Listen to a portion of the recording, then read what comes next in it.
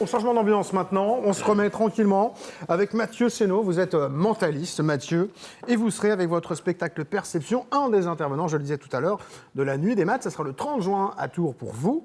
Moi, la première question, Mathieu, c'est quoi la différence entre un mentaliste et un magicien ? Du coup, en fait, on fait partie un peu de la même famille, en gros, et le mentalisme, on va plus, le magicien, c'est plus l'image de la prestidigitation, donc du coup, de jouer avec l'œil du spectateur. Là, on va jouer avec l'esprit du spectateur, le mental, en essayant de deviner des choses. Je tiens à préciser que c'est jamais intrusif. C'est toujours, voilà, on va pas révéler des choses trop... Faut pas avoir peur de... Voilà, on se dit, voilà, non, je vais pas y aller avec ma femme, c'est pas possible. S'il les touche, ça va pas le faire.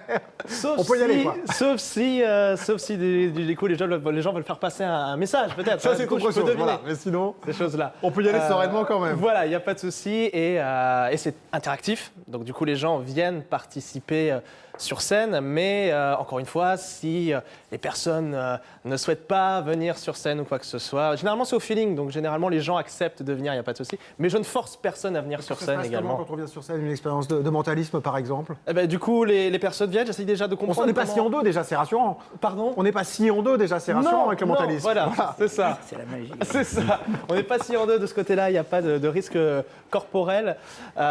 Donc du coup, les personnes viennent. Comme je disais, c'est au feeling un peu que je sélectionne les personnes, elles viennent. Et puis à partir de là, on va essayer de voir comment ces personnes pensent. Et puis on y va. En suivant le thème du numéro, et bien du coup, on va essayer de deviner à quoi ils pensent. Réellement deviner à quoi ils pensent. Moi, ce que je vous propose, c'est qu'on tente une expérience ici, là, maintenant. Bien sûr. Sur le plateau, on a choisi un cobaye tout désigné volontaire. Il est en face, c'est Samuel. Voilà, il va tenir sa glace. Voilà, il parce finit qu'on pas sa avait glace. bien en l'état. Et ben voilà, c'est Samuel.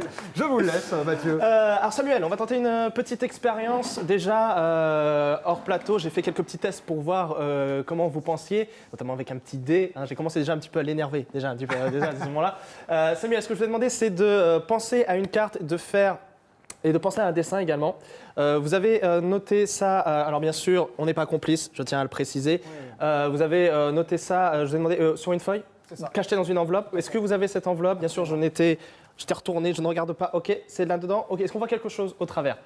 Et vous allez même la confier à Jean-Christophe. Alors, ce Jean-Christophe-là. Il y a pas Jean-Christophe. Il y a deux Jean-Christophe, c'est pas marrant pour vous, ça. Jean-Christophe, est-ce que vous voyez quelque chose au travers ou quoi que ce soit ? Alors, je ne vois rien. En fait, il y a de la lumière sur le plateau, on ne voit rien. Cette enveloppe, ce sera uniquement si jamais je n'arrive pas à trouver. Du coup, on verra la pose là, à quoi vous pensez. à la vue de tout le monde. Très bien.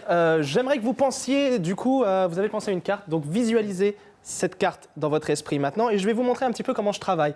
En fait, puisque je ne prétends pas être capable de lire dans vos pensées directement comme ça, j'ai besoin de comprendre comment vous pensez et de vous synchroniser, de me synchroniser sur vous, Samuel. Samuel, visualisez la carte si c'est du rouge ou du noir dans votre esprit maintenant et j'aimerais que vous pensiez à un fruit qui est de la même couleur que votre carte. Et quand vous avez ce fruit en tête, vous me dites quand c'est bon.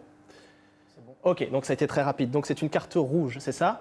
Ou est-ce qu'un fruit noir, c'est plus difficile à trouver ? Là, on a la mûre, la cerise, etc. Alors qu'un fruit rouge, ça vient tout de suite.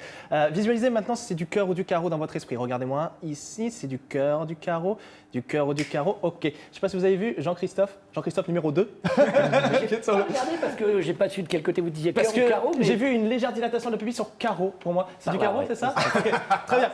Visualisez le personnage que vous avez vu. Vous avez le personnage en tête ? Ok, vous n'avez pas un personnage en tête, c'est intéressant. Parce que votre regard a commencé, vos lèvres ont commencé à descendre vers le bas quand j'ai parlé du personnage. Donc ça veut dire que vous ne pensiez pas à un personnage, vous avez une carte, un chiffre en tête plus précisément. Voyez si c'est bas ou si c'est haut, si c'est pair ou impair, bas ou haut, pair, impair. Je dirais en bas, entre As et 5, c'est ça ? Et impair, j'ai cru voir une réaction sur ça, sur impair. Donc ça veut dire que c'est As, 3 ou 5. Visualisez votre carte dans votre esprit, c'est l'As, le 3 ou le 5. Ok, je ne pense pas le 3 ni le 5. As de carreau, c'est la carte à laquelle vous pensiez ? Ok, très bien. Bon, ça, Il reste une minute, Mathieu, pour la deuxième expérience. la deuxième expérience, on va aller faire rapidement. Concentrez-vous sur le dessin maintenant, visualisez-le dans votre esprit maintenant. Visualisez-le dans votre esprit. Parfait. Et commencez à dessiner votre dessin dans votre esprit maintenant. Dessinez-le maintenant. Commencez à le dessiner. Ok. Stop. Ici. Je perçois comme une sorte de cercle. C'est ce que vous venez de faire ici ? Ok. Continuez à dessiner. Continuez à dessiner. Alors c'est marrant, ça vous voit comme des sortes de petites vagues. Vous venez de faire ça à l'instant ?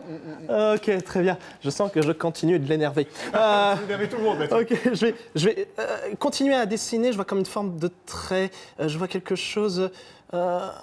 Ok, je perçois quelque chose. Je vais dessiner ici ce que je ressens ici.